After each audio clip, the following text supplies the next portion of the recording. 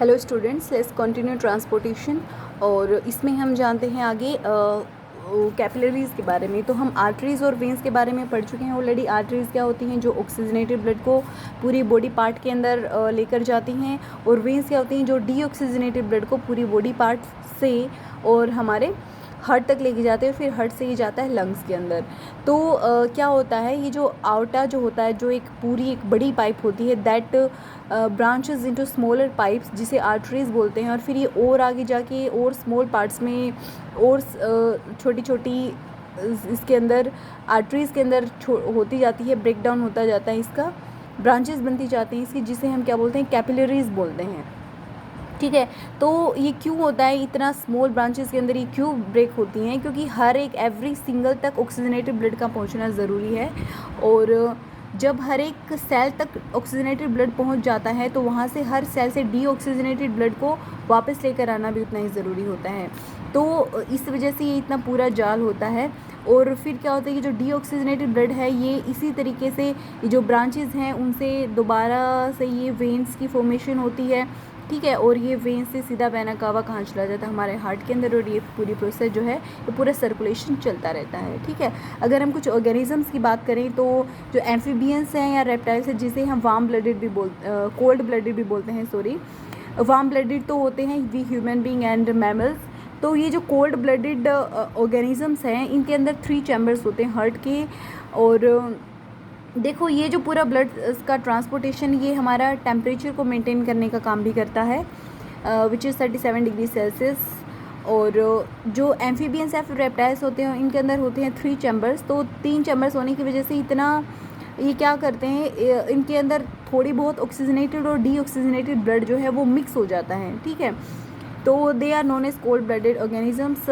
फिर आगे हम पढ़ते जैसे फिशेज़ हैं। फिशेज़ के अंदर क्या होता है? सिर्फ 2 ही चैम्बर्स होते हैं। यहाँ पर होता क्या है, लंग्स की जगह पर वहाँ पर गिल्स होते हैं। तो डीऑक्सीजनेटेड ब्लड जो है वो हार्ट से गिल्स में जाएगा। और जो गिल्स हैं वो सीधा यहाँ हार्ट में जाने की बजाय सीधा जो है बॉडी के जो पार्ट हैं, बॉडी ऑर्गन के अंदर सीधा चला जाता है ये। ठीक है। तो इस वजह से उसके सिर्फ 2 ही पार्ट्स होते हैं। लेकिन हमारे अंदर क्या होता है? लंग से हार्ट के अंदर जाएगा, हार्ट से फिर, क्योंकि इधर पंप भी होना होता है इसको, एक प्रेशर के साथ जो है ये ब्लड है वो पूरी बॉडी पार्ट के अंदर जाता है। लेकिन फ़िश को इसकी ज़रूरत नहीं होती है, तो वो सीधा ही ब्लड इधर चला जाता है। तो जो ये हमारा डबल सर्कुलेट करता है ब्लड, इसको हम बोलते हैं डबल सर्कुलेशन। ठीक है, जो वी ह्यूमन कैरी। तो अभी मैंने आपको बताया कि क्यों हम जो है हमारा डबल सर्कुलेशन होता है, क्योंकि हार्ट है वो प्रेशराइज करता है ब्लड को, ये एक प्रेशर के साथ सेंड करता है, पंप करता है।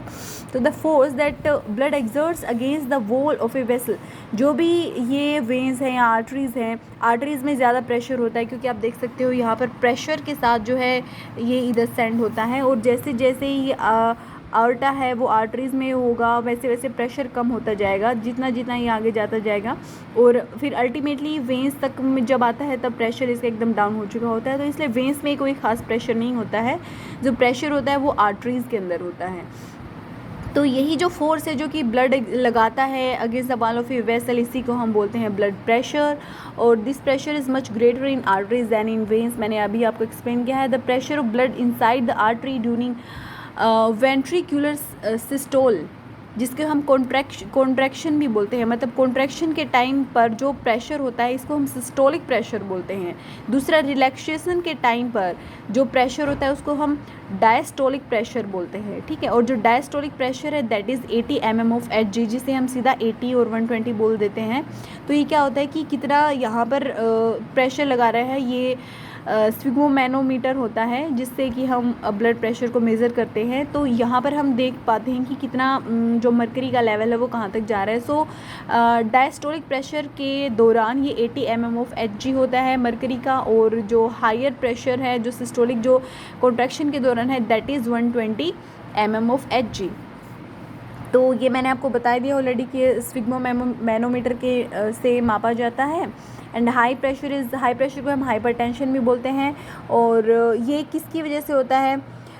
जैसे कि कोलेस्ट्रॉल जमा हो जाता है, तो इस वजह से आर्टरीज़ जो हैं वो जो हैं वो सिकुड़ जाती हैं। ठीक है। जैसे कि ये जो पाइप है, अगर पाइप के अंदर क्या आ जाए, कुछ भी रुकावट आ जाए तो प्रेशर ज़्यादा हो जाएगा, ठीक है। तो यही जो ज़्यादा प्रेशर हो जाता है इट कोजेज़ हाइपर टेंशन या फिर high BP and is caused by the constriction of artery हो गया which resistance increase resistance of the blood flow, it can lead to rupture of an artery and internal bleeding। देखो एक artery rupture भी हो सकती है, क्योंकि अगर देखो एक आप सपोज करें कि एक पाइप है, अगर उसके अंदर कुछ भी फॉरेन मटेरियल आ गया है तो पानी या जो भी है वो नहीं फ्लो हो पाएगा। और अगर इतना आ गया है वो फॉरेन मटेरियल, तो इतना ज़्यादा आ गया है कि प्रेशर जो है बहुत ज़्यादा हो जाए, इतना हो जाए कि अगर वो ब्लड आगे ही नहीं जा पा रहा है तो क्या हो जाएगी, रप्चर हो जाएगी, टूट जाएगी आर्टरी और इंटरनल ब्लीडिंग भी हो सकती है which is pretty dangerous situation, ठीक है, और बहुत ही ख़तरनाक सिचुएशन होती है। ये वही आर्टरीज़ और वेंस के बारे में है, ये मैं ऑलरेडी आपको पूरा कम्प्लीटली बता चुकी हूँ। जो आर्टरीज़ हैं यहाँ पर इस बस एक चीज़ है कि आर्टरीज़ की जो वॉल्स होती हैं वो थिक होती हैं, क्योंकि ये ज़्यादा प्रेशर इनको झेलना पड़ता है, और इलास्टिक भी ज़्यादा होती हैं, लचीली भी ज़्यादा होती हैं। बट वेंस जो है वो आराम से, इनको कुछ ज़्यादा प्रेशर भी नहीं झेलना होता है, सो उनकी थिन वॉल्स होती हैं और आराम से, ना ही प्रेशर में होती हैं ज़्यादा, तो आराम से वो हार्ट तक डीऑक्सीजनेटेड ब्लड को ले आती हैं, ठीक है। ये मैंने आपको बता दें कि स्मॉल वेसल्स के अंदर यहाँ पर ये पूरा एक्सप्लेन कर दिया है। मेंटेनेंस बाय प्लेटलेट्स, जो प्लेटलेट्स होती हैं ब्लड के अंदर, प्लाज्मा होता है, आरबीसीज होते हैं, डब्ल्यूबीसीज होती है, इसके अलावा प्लेटलेट्स भी होती हैं। प्लेटलेट्स का काम क्या होता है, देखो कई बार आपने देखा होगा आपको चोट लग जाती है, ठीक है, तो ब्लड कुछ देर फ्लो होता है, बट आफ्टर सम टाइम एक क्लोट बन जाता है, और वो जो क्लोट है उसकी वजह से क्या होता है, उसकी जो ब्लड की लीकेज है वो रुक जाती है। तो ये जो लीकेज रुकती है वो किसकी वजह से रुकती है, इन्हीं प्लेटलेट्स की वजह से ही रुकती है, ठीक है। आप इसे ऐसे इमेजिन कर सकते हो कि जैसे कोई भी लिक्विड है, अगर उसके अंदर और मटेरियल भी है, तो अगर जैसे कि चाय है, जैसे आप चाय छान रहे हो, तो अगर ये जो चाय पत्ती होती है वो समझ लो कि आप प्लेटलेट हैं, और जो वो फ्लूइड है वो हमारा प्लाज्मा होता ही है, ठीक है। तो अगर ये प्लेटलेट बहुत ज़्यादा हो जाएं, ये इनफैक्ट जो चाय होती है that is round in shape, लेकिन ये जो प्लेटलेट्स होते हैं ये थोड़े से, और इनका जो सरफेस है वो ज़्यादा इस तरीके का होता है कि वो ऐसे एक के ऊपर एक आके ऐसे एकदम ब्लॉक कर देती हैं उस जगह को, ठीक है। तो इस तरीके से क्या होता है, वहाँ पर क्लोट बन जाता है और इंजरी है वो फर्दर लॉस ऑफ ब्लड से बच जाती है। एक और जो चीज़ है दैट इज़ लिम्फ, तो हमने पढ़ा था कैपिलरीज़ के बारे में। तो कई बार क्या होता है, ये जो कैपिलरीज होती हैं, through the pores present in the walls of capillaries some amount of plasma, protein and blood cells escape.